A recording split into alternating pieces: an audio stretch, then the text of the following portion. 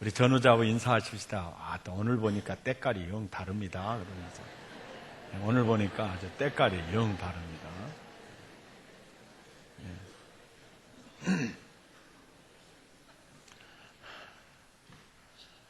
예수를 믿어도 죄를 이기지 못하니까 세상을 다스리지를 못해요.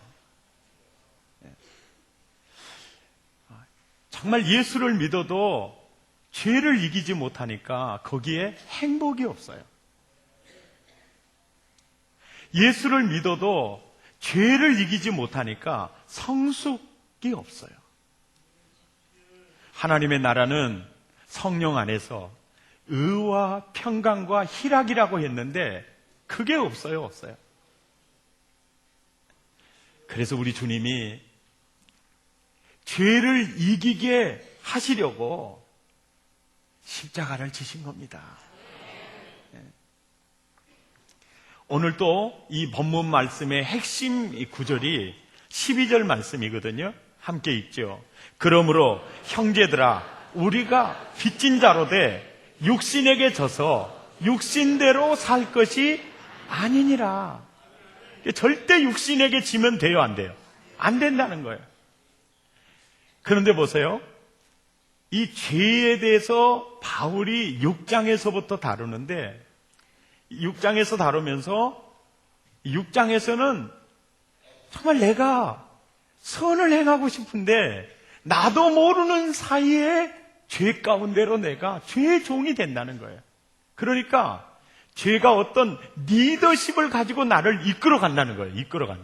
그래서 로마서 8장에서는 육신이라고 표현됐지만은 로마서 6장에서는 죄라고 표현을 했고 로마서 7장에서는 죄라고 표현하면서 옛사람이라고 표현을 하더니 8장에 와서는 그것을 육신이라고 표현하고 있어요. 이해가 됩니까? 그러니까 육신에게 져서 육신대로 살 것이 아니다. 이 말은 죄에게 져서 죄종이 되면 안 된다는 말이에요. 너의 옛사람은 십자가에 이미 못 박혔기 때문에 옛사람에게 지면 안 된다는 거예요. 왜 그런 거 하니? 육신에게 지면 주님이 우리에게 주고 싶은 모든 것을 도적맞게 된다는 거예요.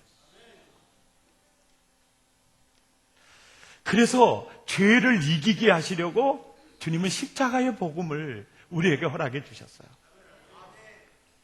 예수께서 십자가에 죽으실 때 너의 육신도 죄도 옛사람도 못 박았느니라. 그 사실을 인정하고 믿음으로 받아들이고 하나님, 내 육신, 내 죄, 내 옛사람은 예수님과 함께 죽었습니다. 고백하고 선언하라. 그러면 그 죄가, 그 육신이 힘을 잃게 되는 것을 우리는 경험했어요. 그런데 너무 큰 상처를 받았어요. 너무 큰 유혹을 받았을 때 그만 또 죄에게 넘어질 수 있어요. 그럴 때 죄를 이기기 위해서 우리에게 자백의 복음을 허락해 주셨어요. 저는 미쁘시고 의로우사. 우리가 우리의 죄를 자백하면 우리의 죄를 사하시며 모든 불의에서 깨끗게 하실 것이요. 그리고 우리 주님이요, 죄를 이기게 하시려고 성령을 우리에게 부어주셨다고 말씀하고 있습니다. 여러분, 로마서 8장 13절을 보시면은요, 시작. 너희가 육신대로 살면 반드시 죽을 것이로되 영으로서, 성령으로서 몸의 행실을 죽이면 살리라. 그러니까 육신대로 살면, 이렇게 옛사람 따라서 살면, 죄의 종이 되면 너희는 죽을 것이로다. 너희 안에 생명도 죽을 것이고 천국도 죽을 것이고 복도 죽을 것이고 행복도 다 죽어버릴 거다. 그러나 성령으로 몸의 행실을 죽이면 살아날 거다. 그래서 몸의 행실을 이길 수 있도록 성령을 보내주셨어요. 여러분, 성령님을 이 땅에 보내주시는 그 목적이요, 이사야 32장 15절에는 필경은 위에서부터 성신을 우리에게 부어주시리니 광야 같은 사람이 아름다운 밭과 같은 사람이 될 것이며 아름다운 밭과 같은 사람은 산림으로 여기게 되리라. 그래서 성령이 내게 오신 것은 광야 같은 메마르고 무가치하고 쓸모없는 나를 정말 기름진 인생으로, 천국으로 바꿔주시려고 성령이 오셨어요. 이것이 성령님이 내게 오신 목적입니다. 그리고 여러분, 성령님은 하나님의 측량할 수 없는 사랑을 내게 적용시켜 주시려고, 그것을 누리며 살게 하시려고 성령님이 오셨어요. 그리고 성령님은요, 예수님이 십자가 위에서 희생해 주신 그 모든 은혜를 내게 누리게 하시려고 성령께서 오셨어요. 하나님의 사랑을 누리고 예수 그리스도의 구속의 은혜를 누리면서 광야 같은 인생을 아름다운 밭과 같은 인생으로 멋지게 세워가려고 오시는 성령님께서 그렇게 이루려면 죄를 이겨야 된다는 거예요. 아멘. 네. 그래서 죄를 이기기 위해서 우리는 그 성령의 기름 부으심을 사모해야 돼요. 왜냐하면 그 육신대로 살면 반드시 죽을 것이로되 영으로서 몸의 행실을 죽이면 사는데, 성령이 충만하면 몸의 행실을 죽이는 게 아주 거뜬한데 성령 충만하지 못하면 이게 어렵게 되죠. 그래서 에베소서 5장 18절에 주님이 우리에게 부탁하신 말씀이에요. 술 취하지 말라. 이 술은요, 알코올만을 얘기한 게 아니에요. 부정적인 감성, 내가 쟤는 죽여버릴 거야.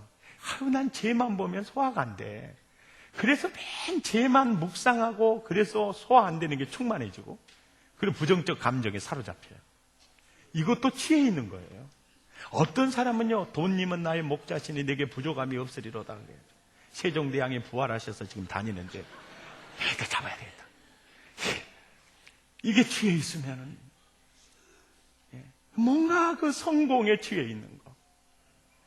여러분, 균형을 잘 이루시기를 바랍니다. 여러분, 여러분이요, 정말 돈에 취해가지고 엄청나게 돈을 벌었어요. 그래서 여러분의 아들을 정말 잘 여웠어요. 그리고 그 아들 재산이 1조 원이야, 1조 원. 그런데 며느리가 이혼 청구 소송을 하면서 재산 분할 청구 소송을 했어.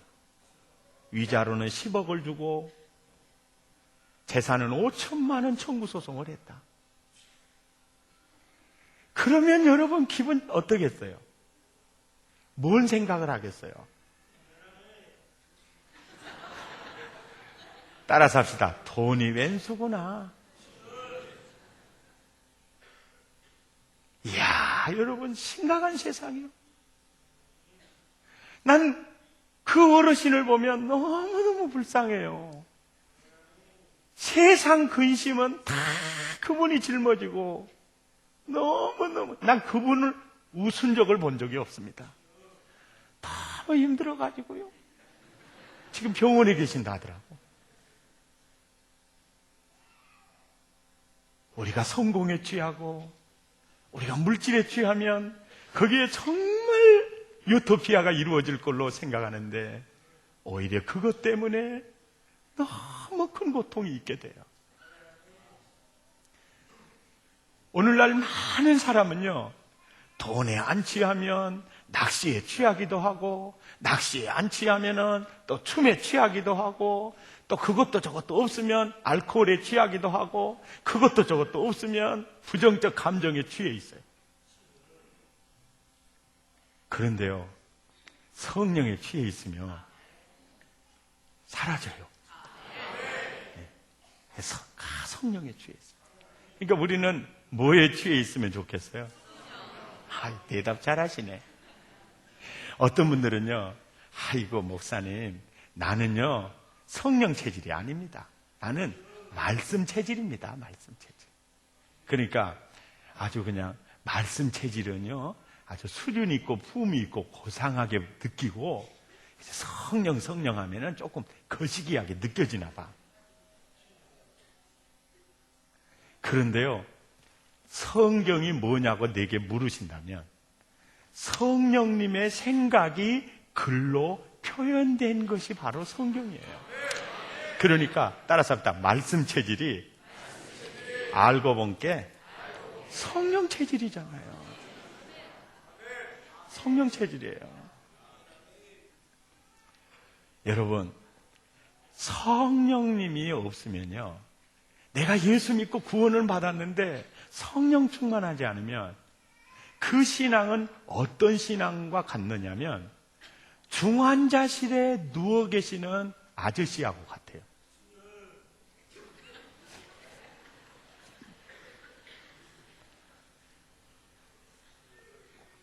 중환자실에 누워있는 아저씨.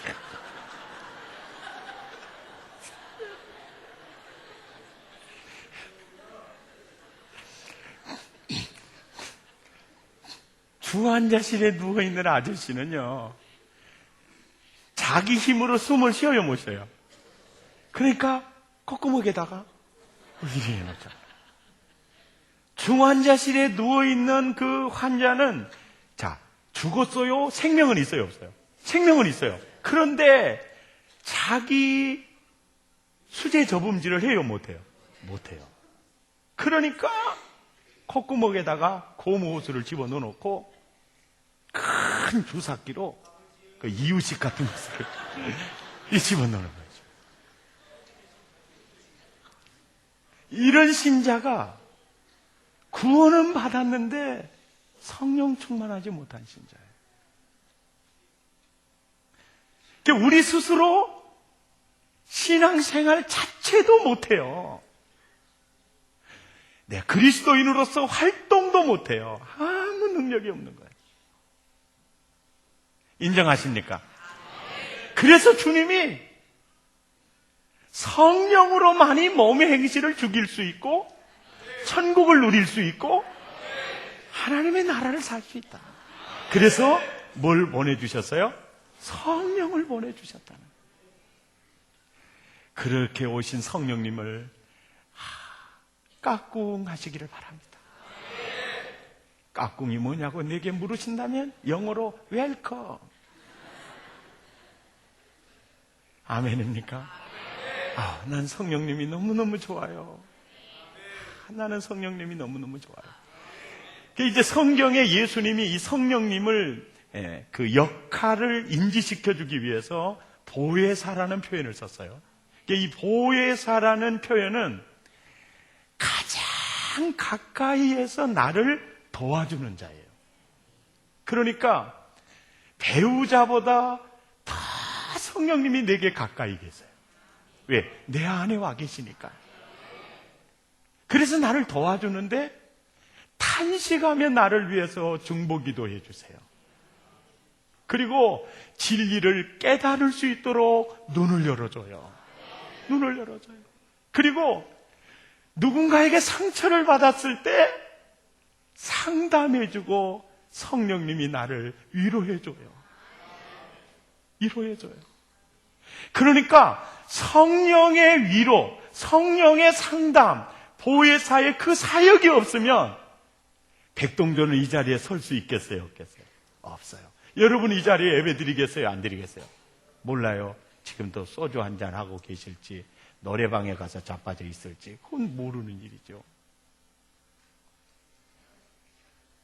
내 안에 오신 보혜사 때문에 그분이 나를 위해 탄식하여 기도하고 중보기도 하고 진리 가운데 나를 인도해주고 육신을 쳐서 복종시킬 수 있도록 힘을 주시고 늘 위로해 주는 거예요. 지난주에요, 그 독서실 선교팀에서 돈 모아가지고 목회자 자녀 대학생들 장학금을 후원하는데 수가 너무 많이 들어왔어요. 신청자만 신청하신 목사님들이 41명인데 두 자녀가 있어가지고 학생들은 43명이에요. 그런데 1년, 2년 모은 돈이 약 이제 다 해서 지금 1,500만 원 몇 개 안 되는데 수가 너무 많아요. 그 적게 줄 수가 없고. 그래서 그 리더가 전화가 왔어요. 목사님, 어떻게 해요? 예. 신입생들을 먼저 후원을 다 하십시다. 얼마나 해줘요? 그래도 한 100만 원씩은 우리가 섬겨야 되겠죠? 그랬더니, 그러면은 국립하고 사립하고 똑같이 해줘요? 그래요. 그래서 국립은 30만 원 깎아서 그러면 70만 원 드리고 그렇게 해서 빨리 송금해 주세요. 기다리니까. 그리고 나중 문제는 주님이 알아서 하실 겁니다.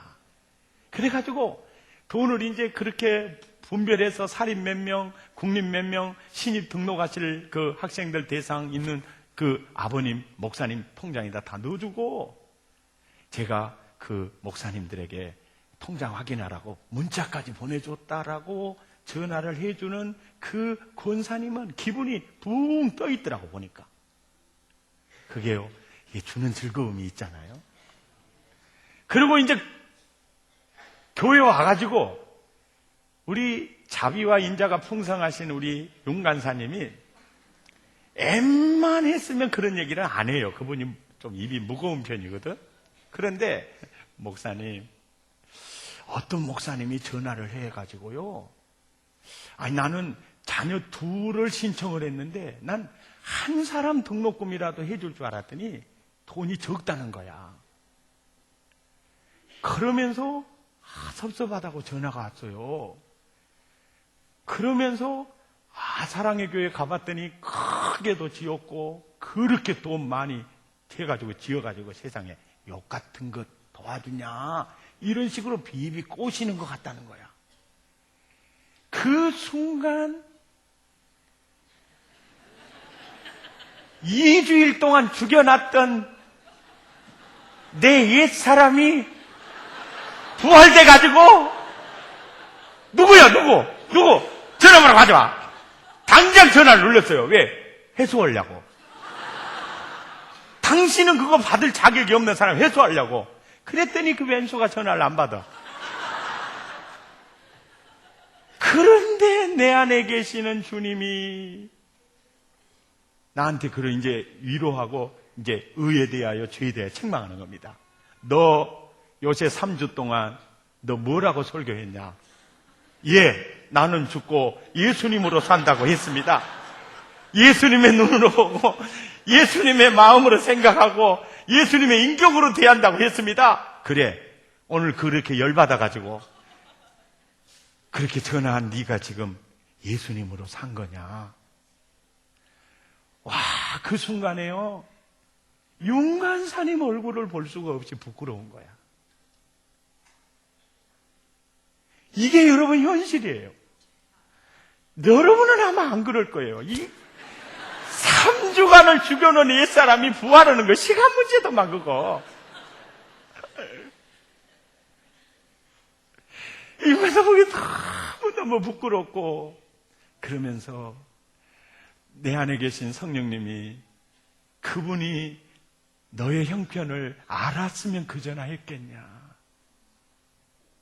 모르니까 그 전화하지. 그래서 제가 권사님한테 전화해드리라고 그랬어요. 독서실에서 1,000원, 2,000원 모아가지고 또 교인들이 또 섬기려고 모아서 우선 그 돈으로 쪼개주면 20, 30만 원 밖에 안 되니까 그렇게 정성하면서 또 신입생들은 너무 급할 것 같으니까 먼저 이렇게 송금해주고 하나님 꼭 또 채워주실 줄 믿습니다. 우리가 지금 이렇게 하고 있는 상황이라고 조금 알려주고 예배당 크게 지어가지고 돈 그렇게 많이 썼으면 했다 하니까 우리 빚이 얼마나 된가 좀 가르쳐주라고 그랬어. 그랬더니 권사님이 액수까지 말해요? 말해보려고 하려다가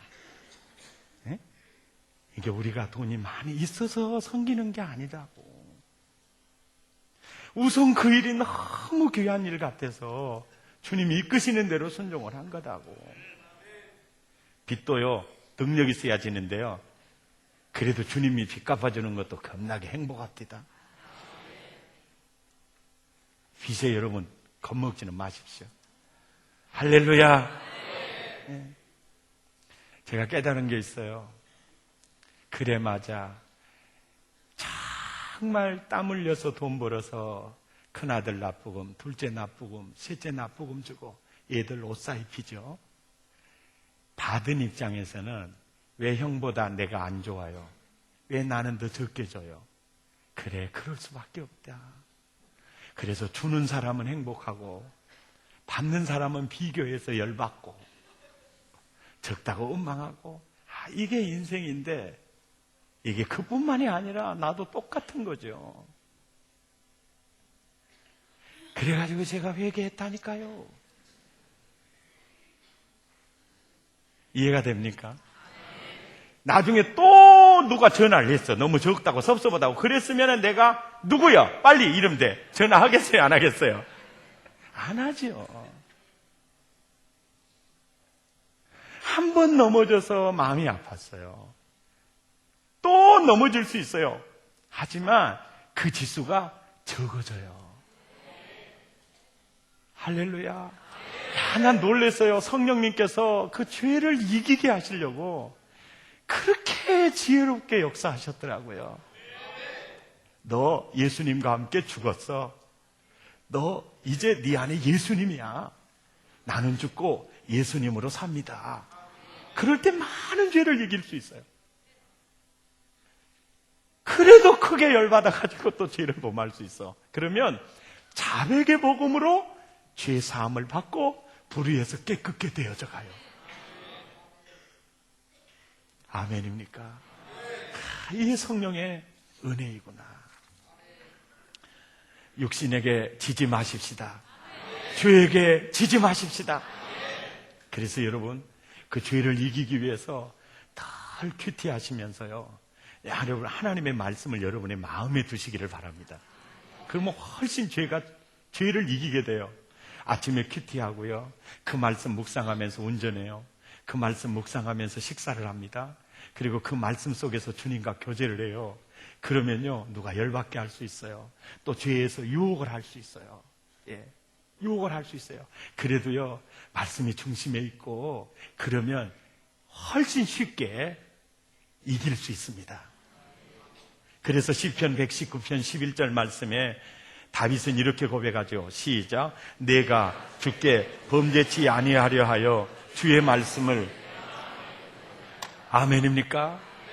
그러니까 성령의 말씀을 내 마음에 두면 훨씬 수월하게 이길 수 있습니다.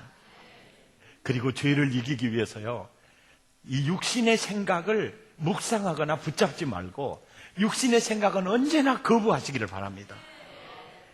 로마서 8장 6절에 시작. 육신의 생각은 사망이요 영의 생각은 생명과 평안이니라. 그러니까 육신의 생각 붙잡지 말고 성령의 생각만 붙잡으라는 거예요. 7절에 시작. 육신의 생각은 하나님과 원수가 되나니 이는 하나님의 법에 굴복치 아니할 뿐 아니라 할 수도 없음이니라. 할렐루야. 그러니까 다 육신의 생각이 늘 오죠. 뭐 미운 생각, 또 부정된 거짓된 생각, 또 봐요. 육신의 생각이요. 또 지난번에 미스김하고 미쓰리하고 이제 오늘은 미스박을 자래요. 미스박이 아무리 고추장 입술에 바르고 그러면서 꿀이야 꿀 그러면은 어메 꿀이요? 그러면 끝나는 거예요. 알고 봤더니 그게 독이잖아요. 그러니까 여러분, 육신의 생각이 꿀이야 그러면은 독이야 그러면 이길 수 있는 거예요. 실수. 꿀이야 그러면 이기는 거예요. 예. 이제 미스터 박이 와가지고 어쩌면 그렇게 멋지게 생겼냐고, 난 당신을 보면 꼭 우리 어머니를 본 것처럼 마음이 편하다고 그러면서 이 종자들이 그렇게 유혹을 하죠.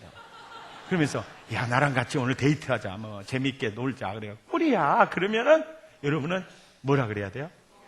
따라서 합시다. 제비야. 그래야 돼요. 그걸 꼭 가르쳐줘야 돼요. 아멘. 엄청난 돈을 가져와가지고 한 번만 봐달라는 거예요. 법을 어기라는 거죠. 근데 10년 동안의 월급일 수 있어요. 꿀입니다. 이것이면 당신 행복합니다. 꿀이야. 그러죠. 그런데 우리는 그게 덕이야. 아멘. 실습. 꿀이야. 그러면 이길 수 있어요. 이게 꿀이 아니라 이게 덕이다.